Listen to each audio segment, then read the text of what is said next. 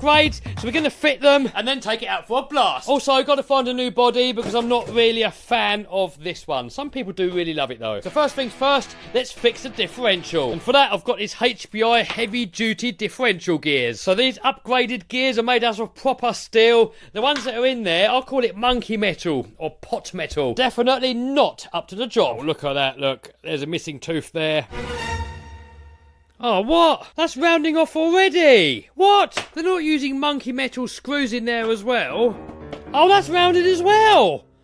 Oh, come on. How am I supposed to get them out now? So here I've got a gas torch. I'm going to try and heat up the screws to break off the Loctite, get the screws out. First of all, we've got to get the grease off to stop it all from burning. Hopefully it's going to work.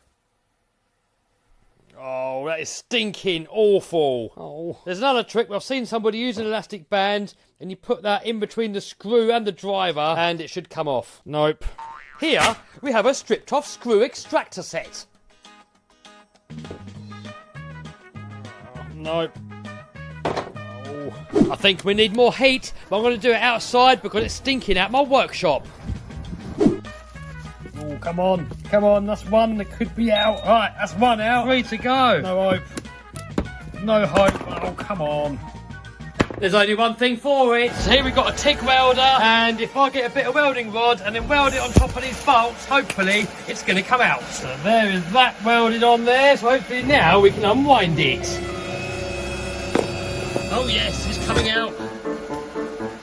If you did not have one of these, I have no idea how you would get that out. Maybe drill it and mess about, tapping, blah, blah, blah. Right, get the other ones out.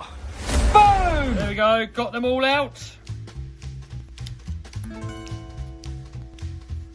Right, so off camera, I've just taken apart the whole entire differential, cleaned it all up with brake cleaner, also cleaned it all up in there. So next, we've got to reassemble it. Inside it before was all this nasty green diff fluid or grease or oil, whatever it is. So I'm going to put in some proper silicone diff oil.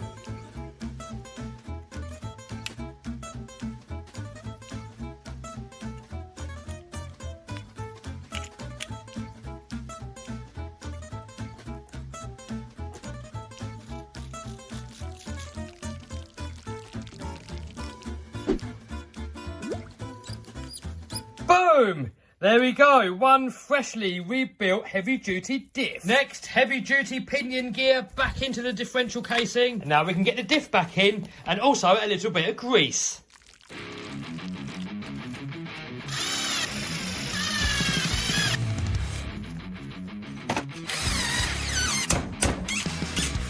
Boom! Back in action. Right, next we're going to sort out this linkage system. I've got this linkage set up here from Fast Tracks, and also I'm going to upgrade it with an EcoBoost servo. Check it out, metal cased, metal gears. Here's all the specifications. So this linkage system here always has problems. It locks up, it jams up, it binds, it comes off, it doesn't work properly. Right, here we go. Boom! Servo is a bit noisy, no idea why, but check it out. So this piece here is all part of the Fast Tracks kit. This linkage piece here, I had to make it myself. But anyway, watch. So we're now getting full throttle and full brakes.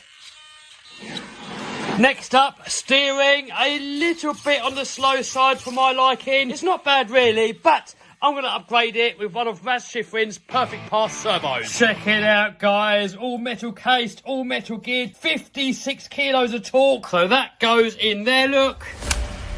Boom! Oh my God, check out the speed of that. But the true test is going to be on carpet. Oh yes. Check out the speed and power. Next, let's have a look inside the transmission to see why it doesn't shift gear. It's a 3-speed transmission. I think we're stuck in third. So I'm just looking inside the instructions, and to change the shift point, on third gear, you can use these little access ports here on the side of the gearbox. If you want to change second gear, you've got to take the whole thing apart. And here are the stock settings, second gear and third gear. So to adjust the third gear, you've got to put an Allen driver into there. I've already tried, and it's starting to round off. So I'm going to try and remove all this, heat it up, break the Loctite, and then try to adjust it. And also, to change the second gear, you have to take the whole thing apart anyway. Now this should come off. Yes. So in here, look, we've got these little fingers that fly out with centrifugal force. And that then latches onto these parts here of the gear. And that's what shifts the gear. So we need to be able to adjust this so we can change the shift point. Also, I think you've got to make sure that these are on the right way round. If this is on the wrong way round, it won't work. I don't know which way it's supposed to go on. I think this was the outside. So I've marked it here for the outside, and the set screw here to adjust it will not move. Hopefully there's no plastic in there. Right, will it undo? Please undo. Yes! So new grub screw, a little bit of Loctite, and screw it back in. Instructions say 3.5 turns past the line. So I think that's what they mean by the line there. We've got to count 3.5 turns. 1, 2, 3, and then half there. In theory, that should now be set. Now we need to get to the second gear. In there somewhere. Can't quite get this bearing past this hole. It must have a bit of a burr on there. Oh, look at that. That grub screw there is supposed to lock in here, and it's already fallen out. And look at that. It's all chewed up. This thing has only had one tank through it. Such an epic car. But it's just the quality control is just non-existent. If they'd have solved a few little problems on this car, it would like be the ultimate nitro basher. And after we've sorted all this stuff out, it will be the ultimate basher. You watch, in this video, you'll see it run. So new grub screw, more Loctite. You know what? I think you would be better off if they'd have sold this as a kit and you had to build it yourself. The same as the third gear, we've got to wind this set screw out and then wind it into the flush position like that. And then we have to wind it in 1 3/4 of a turn. Hopefully that is now set. And now we can go ahead and put it all back together. So that there. That shows you in the book how it goes back together. So we've got the shim in between those two and no shims at all on that side. So shim there.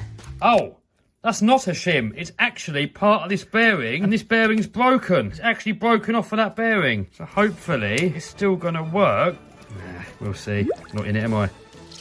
There we go. Back together again. Hopefully it's going to work. A bit floppy because that broken bearing. We'll have to get a new one. But for now, that's going to have to do. So in the kit, you actually get a roll cage to protect your engine head. So let's get that on there. Boom! There we go. And ready to rip. Still going to get a new body, but this will do for now. And check this out. I want to show you something.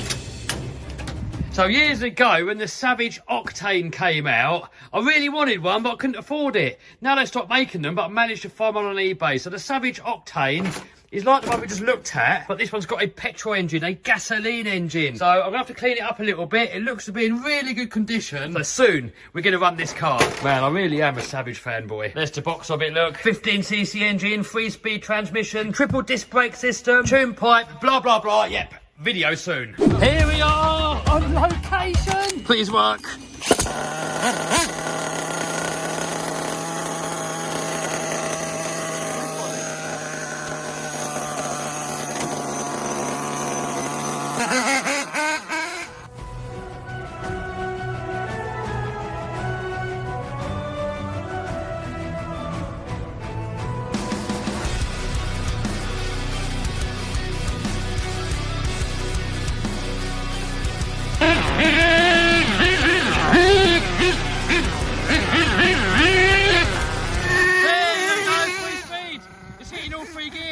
Second. Third, yes! Guys, when nitro's working properly, it's more fun than electric. This is like the ultimate in RC fun.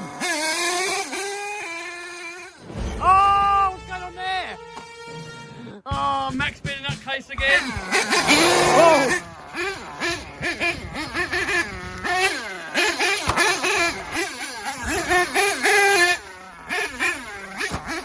Man, this Savage is so much fun. So, but there's a real engine in there, smoke's coming out, you get all the noise and the effects, it's better than electric when it works. At the moment, it's working perfectly.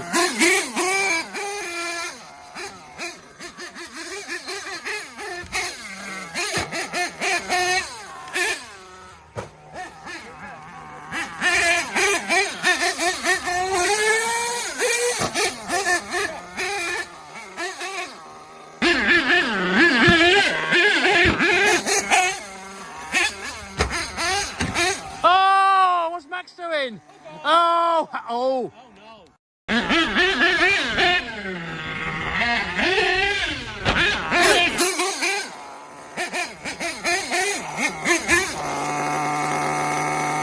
was the most fun that I've had with an RC car in a very long while. When nitro engines are running good, then there's just something so special about them. Just having a little engine in there, a little piston going up and down, the exhaust, the smoke, the noise, the 3-speed transmission shifting gears.